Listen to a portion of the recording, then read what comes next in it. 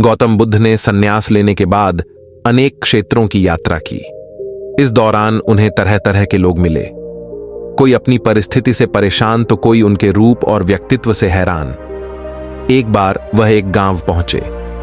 वहां एक स्त्री उनके पास आई और उनसे बोली, आप तो बिल्कुल किसी राजकुमार की तरह लगते हैं। क्या मैं जान सकती हूं कि इस युवा अवस्था में आपके गेरुआ वस्त्र धारण करने का क्या कारण है? बुद्ध ने उस स्त्री को विनम्रतापूर्वक उत्तर दिया, मैंने 3 प्रश्नों का हल ढूंढने के लिए संन्यास लिया है। यह शरीर जो युवा व आकर्षक है जल्दी ही वृद्ध होगा, फिर बीमार होगा और अंत में मृत्यु अवस्था में चला जाएगा। मुझे वृद्धावस्था, बीमारी एवं मृत्यु के कारण का ज्ञान प्राप्त करना है। उनकी बातों से प्रभावित होकर उस स्त्री ने उन्हें भोजन के लिए अपने घर आमंत्रित किया, मगर उस स्त्री को गांव वाले पसंद नहीं करते थे। शीघ्र ही यह बात पूरे गांव में फैल गई, महात्मा बुद्ध उस स्त्री के घर भोजन करने जाने वाले हैं। गांव के लोग उनके पास आए और आग्रह किया कि वह उस स्त्री के घर भोजन करने ना जाएं।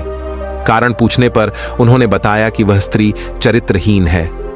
बुद्ध ने गांव के मुखिया से पूछा, क्या आप भी मानते हैं कि वह स्त्री चरित्रहीन है?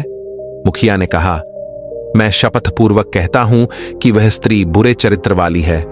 कृपया आप उसके घर न जाएं। बुद्ध ने मुखिया का एक हाथ पकड़ लिया और फिर उसे ताली बजाने को कहा।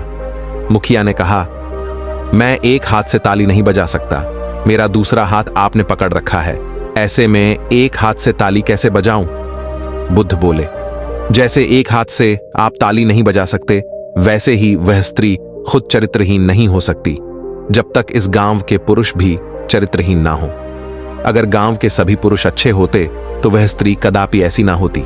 उसके ऐसे चरित्र के लिए यहां के पुरुष भी जिम्मेदार हैं। यह सुनकर मुखिया और गांव वाले लज्जित हो गए।